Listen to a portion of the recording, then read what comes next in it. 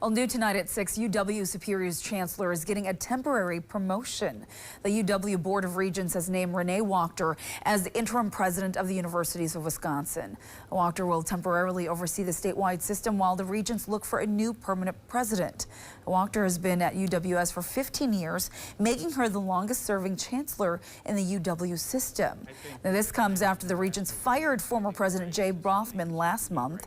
They say that he had been too slow to address AI and other issues and feared upsetting policymakers.